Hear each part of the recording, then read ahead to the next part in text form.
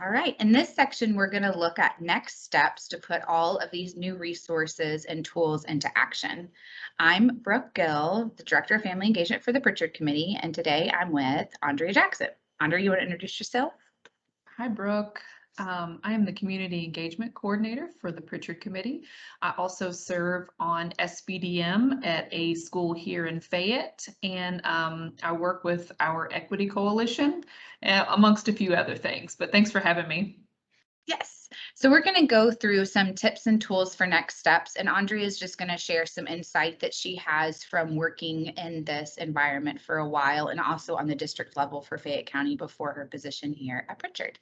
So 2 steps that we recommend: start small. If we haven't said that enough, saying it again, start small. Don't try to take on over just doing a whole host of things with the principal and the teachers and all the families all at once. So if you're a family member, a teacher, or a building leader, just start with one idea that got you just really excited that you want to see happen at your school. The other so if you want to start small, you could build a team around that one idea. Or you could say, I don't even know which idea to start with. So your first move is to create that family engagement action team. So a couple things that we recommend that you do with the team, and Andrea can probably speak to this. Sometimes you can, as you guys are looking through these 4 steps of what you do with a team, it's really important that you get a couple ground rules together so that you don't get that team together and you're all just kind of staring at each other at that first meeting. Yeah, we don't need a additional meeting just to meet, right? It's important to have goals and ideas ahead of the meeting so that you have a agenda hashed out and really something, attainable goals to go after. Yes, and there's a phrase that I love that you use about setting the table. Sure. We always talk about who belongs at the table. We know families as partners belong at the table, but we don't want to just invite families to the table. We want families helping us set the table. Awesome. You could bring this team together and your first thing could be looking through the digital playbook together. So in terms of that goal, the intention of the group could be to look through the digital playbook and choose an activity that everybody is excited about. So that's part of that setting that table. So don't go ahead and have, hey, this is what we're going to do and this is the timeline we're going to do it. And then you invite families in to rubber stamp it or to, buy into what you've already created. But a good way of setting the table together would be to look through this digital playbook as a group and pick out something that gets everyone on the team excited. Brooke, on this slide, will you talk about the 4 C's for program goals? Yes, so the 4 C's for program goals were touched on a little bit by Laura Beard in a couple sections ago. And the idea of the digital playbook is that hopefully we've done some of the hard work for you in looking through all of the different activities out there for family engagement and picking out the ones that really support those 6 essential conditions. So that's the relationship building, linking it to learning, making sure that it's collaborative, that it's interactive. So you should find that the activities in this family engagement digital playbook, they not only speak to your self-assessment that you've already done with your group, but they already incorporate best practices of the essential conditions, and they're designed to meet those 4C program goals. So they're designed to help build the capacity of families, to start creating connections among families and between teachers and families. I love Thanks. it. Thanks for asking, Andrea. All right, Family Engagement Action Team. This probably looks pretty similar to SBDM recommendations in some ways, and a lot of subcommittees schools are already asked to create. Do you think that's true, Andrea? Have you seen this type of suggested list for other school teams? Yes, absolutely. I think that highlighting diverse family members is important.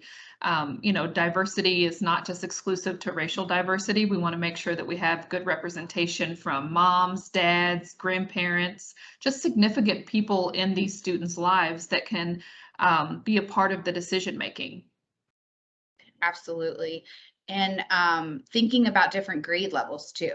So sometimes you're going to attract lots of members of sometimes the earlier grades. So those kindergarten and those first grade families are like gung ho and ready to go.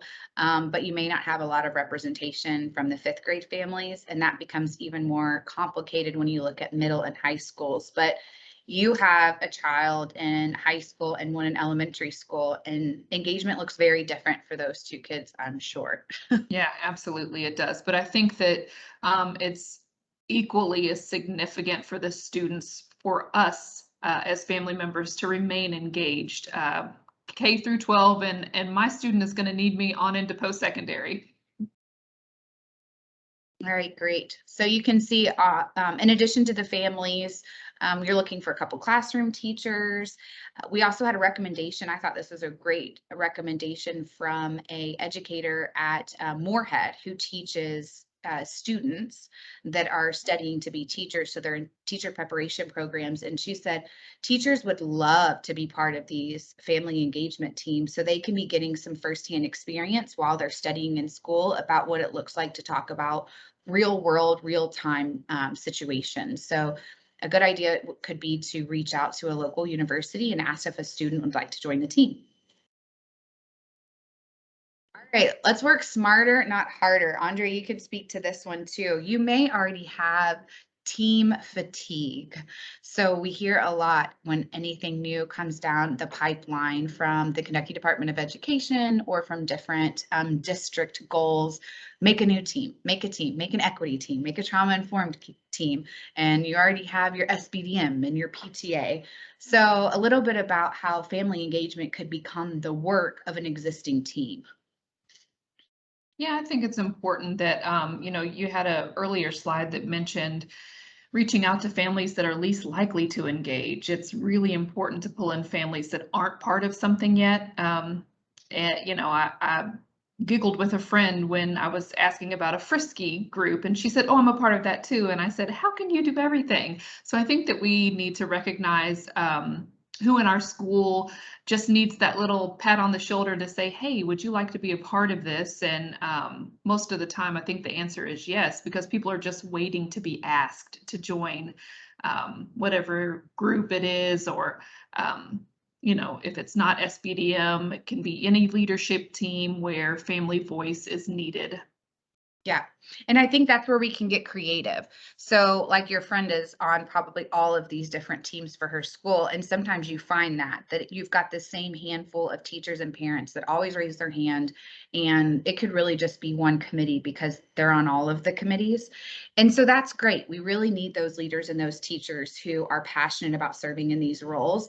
But then we got to get creative about making sure that all the voices are heard. So if they don't want to show up to the meetings, and they don't want to be part of the in-person events, there needs to be a process in place for getting their feedback in some way. Like, what would they like to see out of family engagement efforts? Just so that someone's helping to advocate for the folks that aren't serving on these teams. Right, and it helps us identify the barriers that we're not aware of why families aren't engaging at the rate that we would like to see. And, it just puts us at the forefront of the question. What is keeping you from, is it the time of the day? Are we not hosting the meetings at the right time? Are we not addressing the right type of engagement that you would like to see from the school? So I think it opens that door for conversation to address the barriers. Absolutely. All right. So what does this team do? So at this point, you may be thinking, oh, okay, so I could ask this person and this person to join me. They would be really great at this. Or I think this would be a great task for the already existing PTA. They're always looking at doing deeper or more work. So what does this family engagement action team do, whether it's a new committee or a subcommittee of an existing group? So here's some ideas listed out that you can look at to think about. And there's ideas that range from just what does the first conversation look like, or like number 3 is developing a 1-year action plan. But to me, Andrea, like the most important piece is that setting the intention, like you said, and making sure that you've got a lot of voices and opinions either at the table or informing the work. And then I just think the work starts to take shape itself organically. Absolutely. And the beauty of it is families are going to bring their own dish to the table, right? We keep setting this table, and families are going to bring their own unique dish. And I think that's what we're looking for. That's the diversity, and that's what brings engagement together nicely. Yep. So I would encourage you, if you are thinking about putting together a family engagement action team, don't overthink too much what it's going to look like for the whole year. The most important part is to set the tone that we're gonna design this together, and we want everyone's opinions and ideas to be brought into the decision making process. But pretty quickly, you want to start turning that conversation into an action item that feels like very doable. So once all of those ideas are floating around and everyone's really being heard, prioritize. Okay, what are 2 or 3 things that we can actually accomplish this year? And you had a great example from an SBDM member with just where to put the PTA table at orientation night. Yeah, absolutely. The PTA at my youngest son's school put the PTA table at the front door. So every family that entered the building on orientation night had to pass by the PTA. And it's easy engagement because even if you weren't wanting to sign up to join the PTA that night, you got to say hello, your kids were introduced to another family in the school. I mean, it just was a win all the way, and they handed out some goodies to the kids regardless, so it was a treat. So that could be just a simple idea of this is the first thing we're going to do to increase enrollment on the PTA and just awareness that we exist and meet some more families. And then another idea that we recently heard about was the Ludlow district, and they have what they called Prowl Week.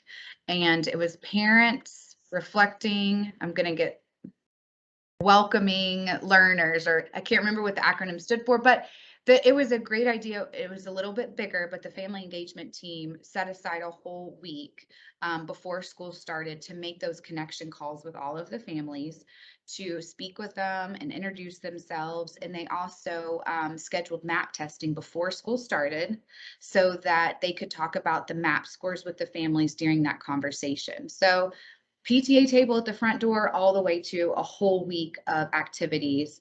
Find where your family engagement team wants to start, and then you can always build from there.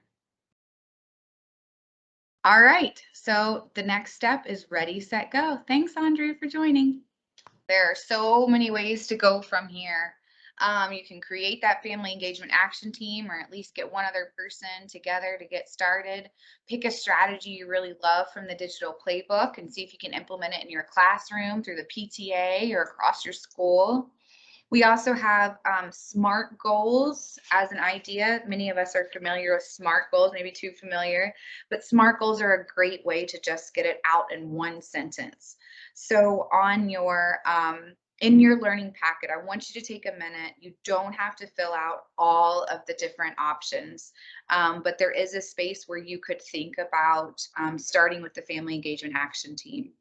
There's a next space where it talks about my first action item. Maybe that's from the digital playbook, or another action item that you identified in part 1 of the training. You could write that down. My first action item, who can support me, first meeting date. The third option on that page is to write a SMART goal. So a SMART goal is specific, measurable, action-oriented, realistic, and you set a time to it. So the example that we give in the packet here is that I will recruit 2 teachers and 2 parents from the 6th grade team to take this training by October 31st. We will meet before November 15th for 45 minutes to discuss results from our self-assessments and decide where we want to start and who at the leadership level could support our efforts. We will also pick a second meeting date and 2 additional people to include to improve the diversity of the team. That is a great statement to write out, stick it on something that you'll see often, and just a SMART goal that came out of this 3 hours of training. That will really get you moving and building some momentum. So you could take time to write down your SMART goal. The next page in your learning packet is a pretty detailed action plan template. I don't suggest you start there unless you're doing this training as a team. It's really detailed. It's a little overwhelming, but it's a great place to work towards. So we did want to include it in the learning packet just so you could see an idea of what it might look like to create some type of 1-year action plan or just a really robust way to start attacking family engagement and improving it across your school if you wanted a little bit more than a small step. So pause this video and take a minute to get a very concrete first step down in your learning packet now.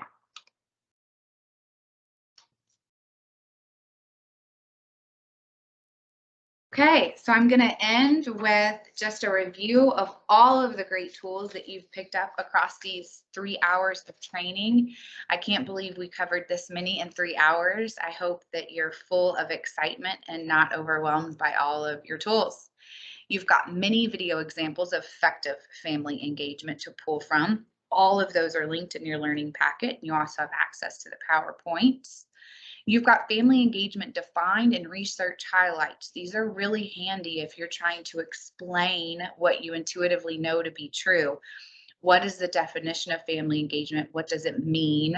And then what does the research say about its impact on student success? We know what matters, but show me the research that says it actually makes a difference. You have those examples in this PowerPoint and even more examples in your Kentucky Family and School Partnership Guide. You have DeHaab's story, great conversation piece, a wonderful way to start thinking about redefining family engagement, getting outside of the idea that only the families who show up are the families that are involved. That's not true. 5 roles families can play. Building on DeHaab's story, we also looked at the 5 different roles that families can play. There are leadership opportunities, and it's really important, and we don't want to minimize the importance of our families that step up in leadership roles, like in the PTA and in our SVDMs. But we also have to understand that there's other roles families can play that are incredibly important to students' academic achievement, and understand how we can support those roles from the educator standpoint, but also if you're a family member, discovering which role you really fit into and what does that mean for how you want to partner with your child's school. Got your where to start ideas. So looking at those as simple ways to get started and gain momentum. 11 goalpost strategies. Start with the month that you're in. Whatever month this is, pull that goalpost strategy out and start there. 5 objectives for family engagement. That is outlined in your Kentucky self-assessment. So that helps you compartmentalize the different ways that we think about our school's approach to engagement. You've got that quick school self-reflection tool. That was the 4 versions of a school that come if we call, Fortress, Welcoming School, and Partnership School. You created one action item, and if you were doing this live, you had some sort of one new connection from part 1 of the training.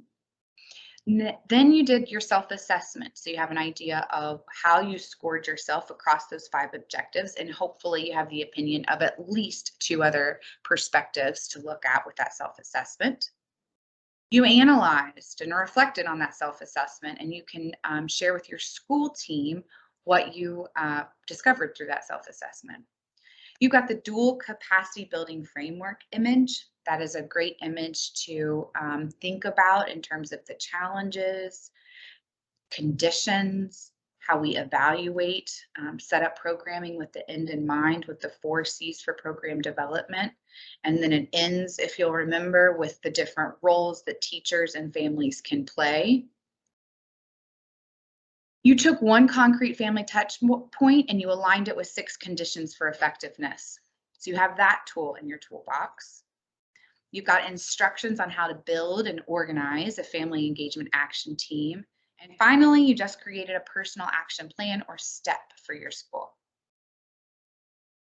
Use these tools. What are you going to do with them? Select 1 or 2, share at a grade level meeting. Host a family focus group if you're a parent with other parents. If you're a teacher, ask some families to help you think through all this. Partner with someone in your school or another school on one idea that you liked. So grab your work buddy and say, hey, I want to try this new idea. Will you do it in your classroom too? And we can compare notes. Ask to meet with a school building leader, whether you're a parent or an educator and you took this training and you're feeling really energized, but you know it's going to take the school leadership to be on board. Schedule a meeting with them. Share some key insights from your learning packet. Ask them to take this training. You could take certain materials to existing school councils or other organizations, helping create that school team. Thank you with this beautiful picture from Kentucky Youth Advocates. Thank you, our partners, Commonwealth Institute for Parent Leadership, NCFL, Learning Grove, Partners for Education, Kentucky Department of Education. We're all huge in making this happen. Thank you all for your dedication to family and school partnerships. Please reach out if there's any way we can help. You can find a lot more resources on our website. Thank you.